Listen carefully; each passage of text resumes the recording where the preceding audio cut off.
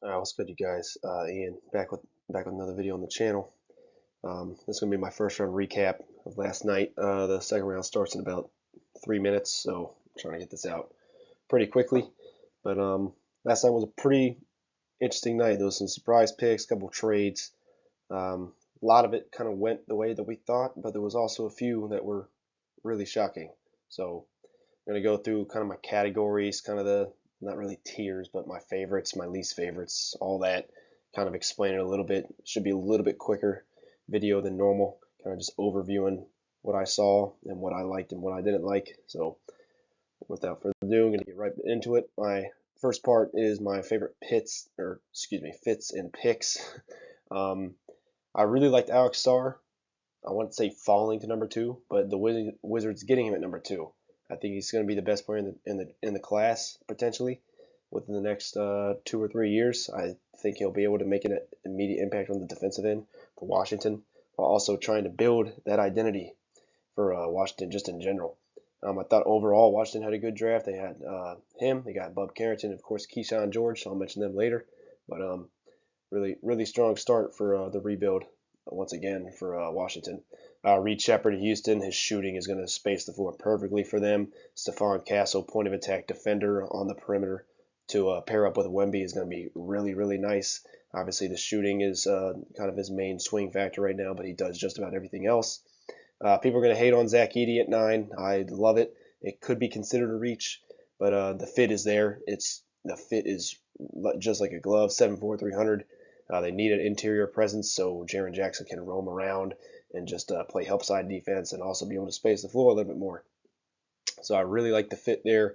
Matas Buzelis is from Chicago. I had them trading up 2-5 to get him, and they ended up sticking at 11 and getting him. He's one of the higher upside guys in the class. Reminds me a lot of Franz, so it's kind of like the old Vucevic trade because they traded Vooch. Orlando ended up getting Franz Wagner with that eighth pick back in 2021. So now they get a similar type of guy to Franz now at number 11 with really high upside. Of course, my Orlando Magic 18. This was the guy who I marked for a while with Tristan da Silva, 6'9", 6'10", 3-and-D, versatile, good connective passer, has a bunch of traits that Orlando loves. Plus, he's German, so that connects with Mo Wagner and Franz Wagner. I love the fit there.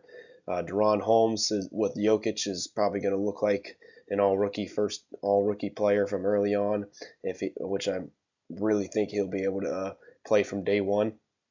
And then of course Shireman with Boston is just he was one of my favorite players 2 years ago at South Dakota State, and now he's with the championship winning Boston Celtics. His fit is going to be perfect for their depth. He's versatile. He's off the ball. He's a good passer, and he competes. So I really love the fits there. All these guys really have a chance to play from day one, especially. Well, I mean, all of them really do have a good chance of playing day one. Shireman is the only one I'm kind of on the cliff about, thinking that just because of how stacked they are. But I love every single one of these picks. Uh, Now for some a little bit of negativity. There wasn't really a true pick that I thought was really bad. Um, it's more of the fit with these, I think. And then Cody Williams, I'll get to him in a second. Ron Holland, I his upside is super high. Obviously, Detroit is not the greatest place to be. Maybe history changes though, and in the future it looks a lot better with a new coach and just a new era there again. But they needed shooting. Holland doesn't really provide that right now, but I understand Detroit wanting to just continue to add talent to their furnace, just trying to keep adding to the fire. Cody Williams, as you guys know who have watched my big board, I have him at 19. I just do not see him panning out in the NBA. It's going to take a while if he does. But Utah, it does make a little bit of sense in terms of what their long-term outlook is. Just a high upside wing. It's just me not being super high on him as a player. Nikola Topic at 12 to the OKC Thunder. I won't say heartbroken because that's a little bit wild, but I was really angry with the Thunder for taking him. I just do not. That is not a good fit for him. He needs the ball in his hands to really make plays. I know he's probably going to be out the whole first year, and it could end up being a type of steal, but it almost seems like they were trying to draft a guy that would almost replace Josh Giddey instead of taking a guy like Dalton Connect who was just sitting there, who would be able to provide shooting off of the bench for them as early as day one. But I understand they don't necessarily need anybody in the draft right now. They got a lot of money to spend in free agency. But Topic, I just would have loved to see him somewhere else, like Utah, like Miami, Orlando. If he fell to 18, would have been nice. I just don't like the fit for him there. I don't know if they'll. I won't say they're going to ruin him, but they don't have a good track record of developing guys that are overseas. Usman Zhang has not panned out. Pokashevsky, guys like that. I just don't like the fit. Same thing with Dylan Jones. I'm not trying to hate on OKC. I thought OKC could have, if they really wanted him, could have traded up in the second round to get Dylan Jones. He's a really ball dominant player. Obviously, he's a good player though, so I don't have any doubt that he can play off the ball. But I still think you could have waited a little bit for a guy like him, who his usage rate was through the roof at Weber State, and was really super talented player. But I just would have loved to see them wait and then select him later on. Immediate impacts and steals. Pretty much you can see a common theme here: 13, 15, 16, 17, 20. Kind of that range is guys where I think they can immediately impact, and that goes with my impact or my favorite picks and fits as well. Guys like Da Silva, and just other guys like that as well.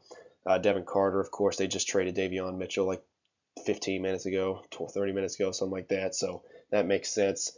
Kel'el Ware could really fit next to Bam Adebayo due to his movement and possible shooting ability.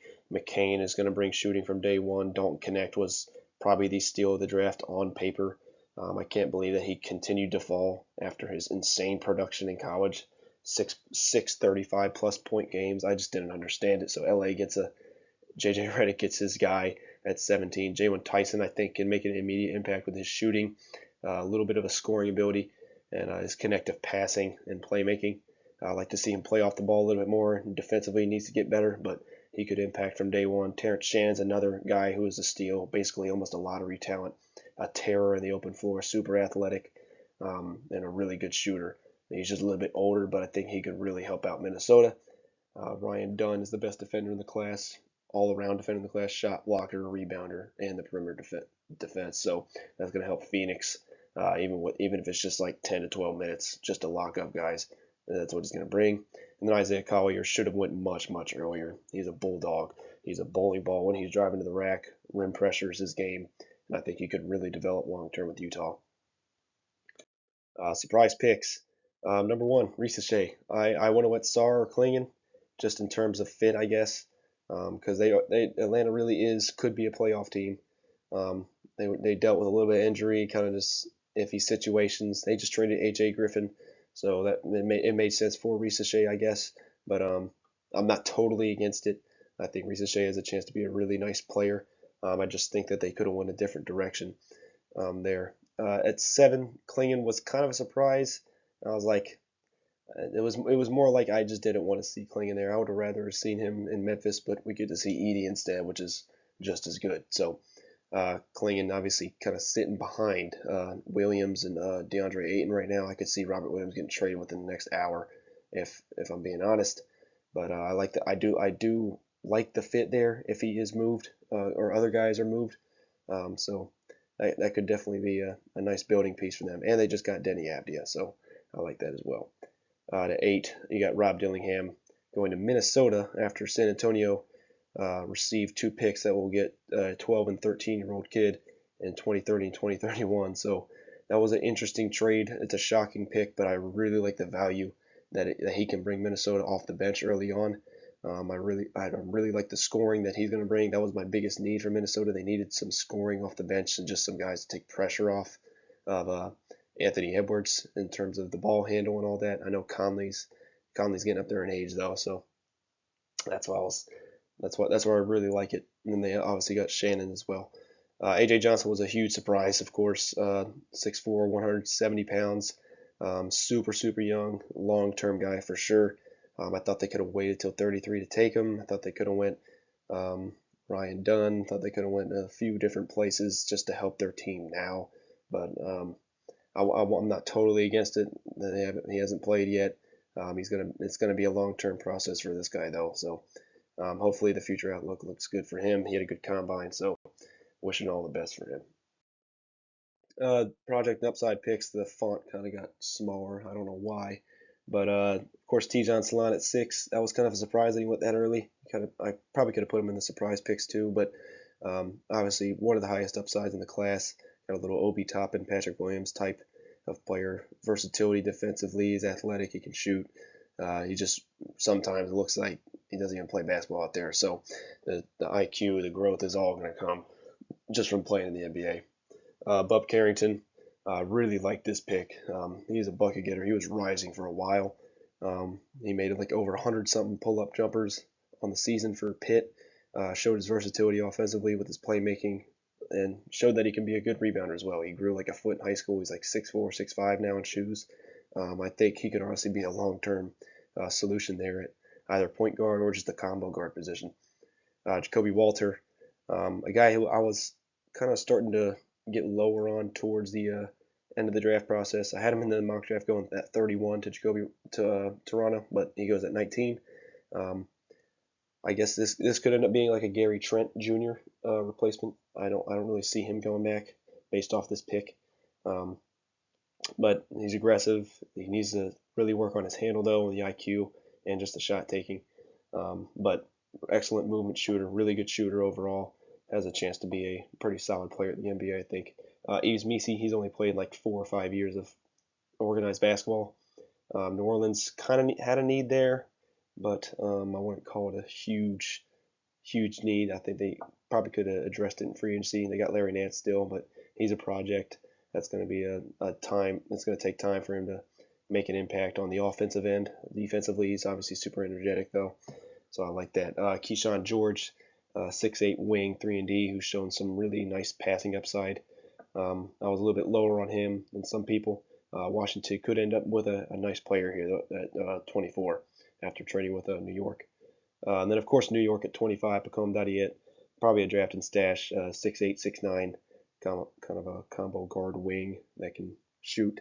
Kind of does a lot on offense. Defensively, he's just not there yet, and the experience is going to grow with that. He's only 18. And then, yeah, so I hope you guys enjoyed this.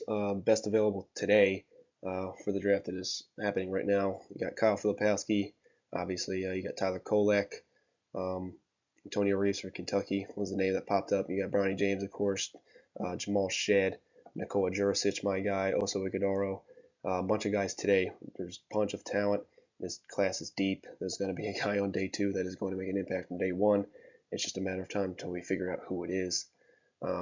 Tomorrow I will be probably posting my free agency predictions. I know that's coming up on Sunday. A lot of guys are going to be moving, and a lot of money is going to be thrown around. So I'm excited for that. I appreciate you guys watching. God bless, of course, and I'll see you guys in the next one.